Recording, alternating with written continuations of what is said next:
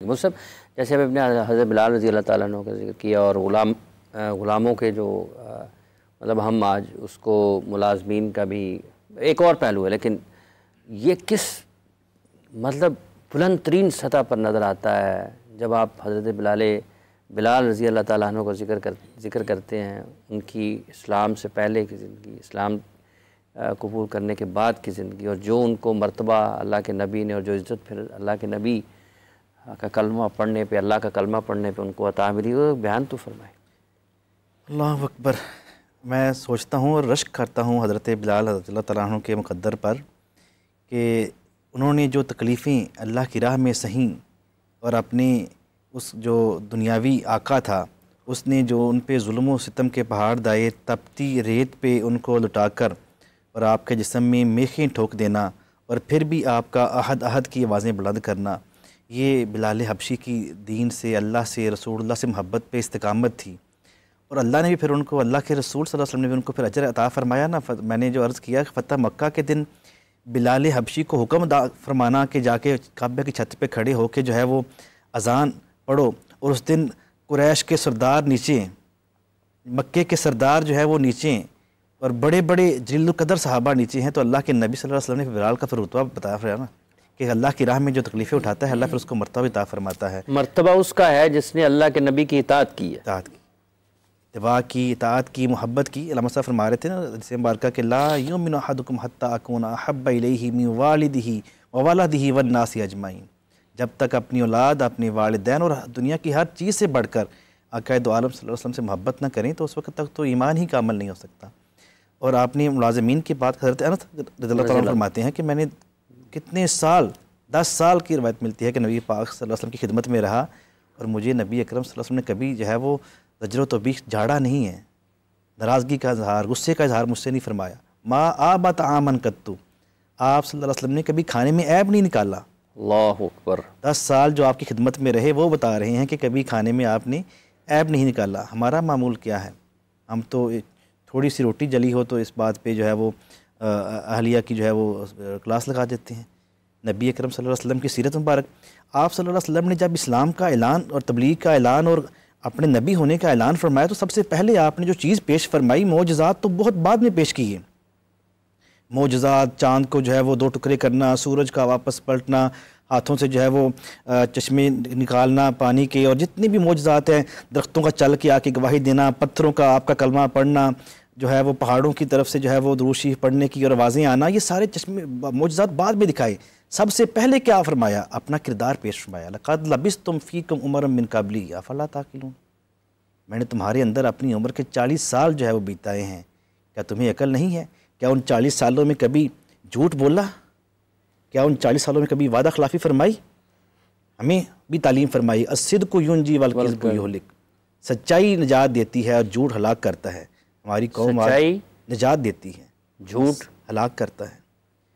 वादे के बारे में कभी वादा खिलाफ़ी फरमाई? वादे के बारे में फरमाया ला ईमान लिमन ला अहद लहू, जिसने वादा पूरा नहीं किया उसका ईमान ही नहीं। कुरान करीम में वाउफू बिलादिन अलादा काना मसूला, वादा पूरा करो, पूछा जाएगा। हम वादे करते हैं, लिख पढ़ के वादे करके उनकी खिलाफ वर्जी कर देते हैं। आप सल्लल्लाहु अलैहि वसल्लम ने अमानत में कभी, अमानत और हिजरत की रात, जिन लोगों की इमारतें हैं पास, वो लोग बाहर कत्ल करने के दर पे हैं, वो जान के दुश्मन हैं, और फिर भी फिक्र है तो उनकी इमारतों का, उनके रखाए हुए चीज़ों का, कि उनकी इमारत में ख़यानत ना हो। और तली को अपने बिस्तर पे छोड़ के गए हैं कि उनकी सुबह इन लोगों की इमारतें लुटा के आना जो लोग कत्ल करने के लिए आए हुए हैं। कुरान करीम में कि इन्नल्लाह ला युहिब्बुल खाइनीन, कि अल्लाह ख़यानत करने वालों को मोहब्बत नहीं फरमाता, पसंद नहीं फरमाता। तो हमारे लिए तो आप सल्लल्लाहु अलैहि वसल्लम की ज़िंदगी का एक एक लम्हा, एक एक पहलू जो है हमारे लिए जो है वो काबिल अमल है और हमारे लिए नमूना भी है और कामयाबी भी है। अल्लामा साहब, मुहम्मदुर रसूलुल्लाह वल्लज़ीना मअहु अशिद्दाउ अलल कुफ़्फ़ारि रुहमाउ बैनहुम।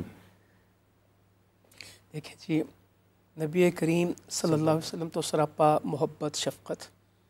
सुमामा बिन उसाल आए हैं, मस्जिद में बांध लिया है, और उनको किस तरह उनको अखलाक से पेश आ रहे हैं। वो मुसलमान हो गए, ताइफ में 10 दिन रहे हैं, दावत दी है, किस तरह समझाया। पहले सरदारों ने बदतमीज़ी की, वो एक लंबा वाक़या। उसके बाद उन्होंने उबाश लड़कों को आपके पीछे लगा दिया और वो आप पे पत्थर मार रहे हैं। इतना मारा कि नबी करीम सल्लल्लाहु अलैहि वसल्लम का बदन लहू लहू है, ज़ैद कहते हैं रज़ी अल्लाह ताला अन्हु कि जूते चिपक गए, इतना लहू जूतों में जमा हुआ और आप बेहोश हुए। ज़ैद रज़ी अल्लाह आपको उठा के अद्दास के बाग में लेके आ रहे हैं, जहाँ मस्जिद अद्दास है, मस्जिद क़ू के साथ उतबा लोगों का बाग था वो। तो वहाँ भी बैठे वो दावत दे रहे हैं और दास मुसलमान हो गए। तो कर्नो सालब पे आए तो जिब्राईल अमीन आसमान में नज़र आए, साथ एक फ़रिश्ता आके सलाम किया और कहा कि आपकी कौम ने जो आपके साथ गुफ्तगू की है अल्लाह ने सब सुन लिया और इस फ़रिश्ते को भेजा है, आप इसकी बात सुने। वो फ़रिश्ता आगे बढ़ा, अस्सलामु अलैकुम व रहमतुल्लाह, अल्लाह ताला ने मुझे आपके पास भेजा है, बताएं इनके साथ क्या करना है। क्या मैं 2 पहाड़ों को उठाऊं और इनको इसमें पीस दूँ? ये 2 पहाड़ उठाता हूँ मक्का और ताइफ का, चक्की की तरह पीसूँ? तो फरमाया नहीं, मैं इनकी हलाकत के लिए नहीं आया, मुझे उम्मीद है कि इनकी पुश्त में से लोग पैदा होंगे जो अल्लाह के साथ किसी को शरीक नहीं ठहराएंगे। मुझे उम्मीद है कि वो लोग पैदा होंगे। कितना बड़ा मौका था और कितनी तकलीफ़ दी है। मक्का फ़तह हो रहा है, अब मोहम्मद रसूलुल्लाह वल्लज़ीना मअहू अशिद्दाउल कुफ़्फ़ार रुहमाउ बैनहुम, मैं तो काफिरों के साथ जो लोग उनके साथ सलूक की बात कर रहा हूँ। मक्का फ़तह हो रहा है, 13 साल मक्के में जो गुजारे हैं, अगर एक एक दिन पढ़े, जिस कदर तकलीफ़ें सहाबा को आई हैं, शेब अबी तालिब में क़ैद हो गए, बैतुल्लाह में नमाज़ पढ़ने तो ऊँट की गोबर से भरी ओजड़ी किसके ऊपर डाल दी दौरान सजदा? नबी मुकर्रम सल्लल्लाहु अलैहि वसल्लम। सैयदना बिलाल की अभी आप बात कर रहे थे ना, सैयदना बिलाल का एक दिन तो बताएं कैसा था। घसीटा जा रहा है, गले में रस्सी है, सीने पे पत्थर है और बच्चे लेके घसीट रहे हैं। हज़रत खुबाब की ज़िंदगी कैसी होगी, आले यासिर की ज़िंदगी कैसी होगी? कोई एक बंदा जिसने मक्के में कोई सुकून से देखा हो, फिर मदीने में सुकून नहीं, बदर में आ गए, सहाबी रसूल थे जो बहुत अमीर थे, जिनके बहुत महंगे कपड़े पहना करते थे, मुसअब बिन उमैर। तो ये बदर हो गई, ओहद हो गई, खंदक में आ गए, अब इन हुदैबिया में वापस कर दिया बगैर उम्रे के। अब मक्का फ़तह हो तो करेंगे क्या? मेरा बस हो तो मैं क्या करूँ? वो सारे आके खड़े हैं, 10,000 साहबा साथ हैं जाने साथ, एक इशारा हो तो क्या से क्या हो जाए। वो सारे आके खड़े हैं कि आप एक करीम आदमी हैं और एक करीम के बेटे हैं, हम आपसे उसी बात की दरख्वास्त करते हैं जो यूसुफ़ अलैहिस्सलाम के भाइयों ने यूसुफ़ अलैहिस्सलाम से की थी। तो क्या जवाब दिया? ला तसरीबा अलैकुमुल यौम, आज कोई बदला नहीं होगा, आज कोई बदला नहीं होगा, सारे के सारे माफ़ हो गए। तो इतना बड़ा तो मोहब्बतों के साथ ये माशरा चलाया है, मोहब्बत के साथ ही सबको जोड़ा है, किसी पे सख्ती नहीं की। लोग गलतियाँ भी करते थे, मसाइल भी होते थे, अफ़्व दरगुज़र। अब ये जो आप बात कर रहे हैं रुहमाउ बैनहुम, सहाबी कहते हैं कि हम बाज़ार में जा रहे हैं और एक आदमी आया बदू, तो आपके गले में एक नजरानी चादर है मोटी, वो आपने लटकाई हुई है, और उसने आके उसके दोनों किनारे पकड़े और खींचना शुरू कर दिया। भरे बाज़ार में मेरे साथ कोई ऐसा करे? तो वो कहते हैं कि चादर से ज़ख़म आ गया और वो आपको कहने लगा कि जो माल आपके पास है मोहम्मद सल्लल्लाहु अलैहि वसल्लम, आप मुझे क्यों नहीं देते? तो सही मुस्लिम में लिखा है आप उस वक्त गुस्से में आए कि मुस्कुराए? बाज़ार में हैं, नबी हैं और नबियों के इमाम हैं, और वो चादर आपकी खींच रहा है। तो फरमाया कि इसका ऊँट भी लाद दो, और उस वक्त अमल क्या दोहराया? मुस्कुरा दिए, उस वक्त में मुस्कुरा दिए।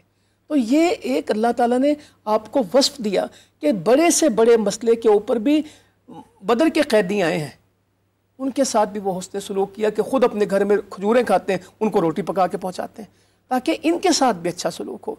गैरों के साथ सैयदा फ़ातिमा आई रज़ी अल्लाह अन्हा कहने लगे कि मेरे हाथों पे छाले पड़े हैं, बाबा मुझे कुछ दे दे, मैं चक्की चलाती हूँ, मैंने सुना है कि आपके पास लौंडियाँ और ग़ुलाम आए, एक मुझे भी दे दें।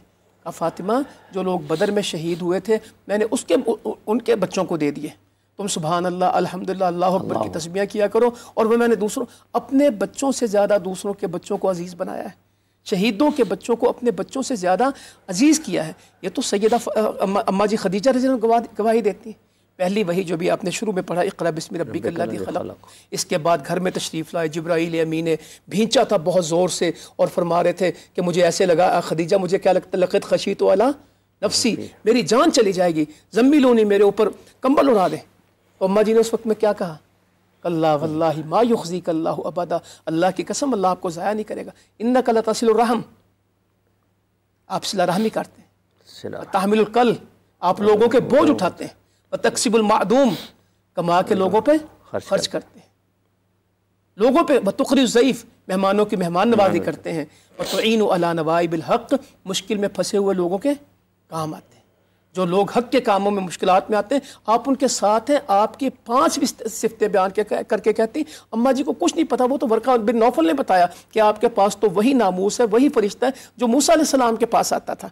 काश मैं जवान होता और आपकी मदद करता जब आपकी कौम आपको इस बस्ती से निकाल देगी। इतना बूढ़ा था वर्का बिन नौफल। तो कहने लगा काश मैं जवान होता। तो उस वक्त में अम्मा जी ने कसम खा के अल्लाह की कसम, अल्लाह आपको ज़ाया नहीं करेगा। आपके तो अभी तो नमाज नहीं आई थी, रोज़ा नहीं आया था, ज़कात नहीं आए थे, पहली वही थी, मगर आपकी ये जो मोहब्बत वाली बात और लोगों से अच्छे ताल्लुक़ वाली, न कदा तसिलुर रहम, लोग आपसे तोड़ते आप उनको जोड़ते हैं। हर मौके पे कहा कि रिश्तों को मिलाना है। साहबी ने आके कहा कि मेरे रिश्तेदार हैं, वो मुझसे बदसलूकी करते हैं और मैं उनसे अच्छा सलूक करता हूँ, वो मुझसे बदजुबानी करते हैं, मैं उनके साथ अच्छा अखलाक रखता हूँ। आपने फरमाया अगर तू सच कहता है तो अल्लाह का एक फरिश्ता तेरे तरफ हर वक्त तेरे साथ मौजूद है और तू उनके मुंह में क्या डाल रहा है? राख। तू अपने अमल को जारी रख। काफिर माँ के बारे में भी कहा कि तुमने उसके साथ क्या करना है? उसने सलूक करना है।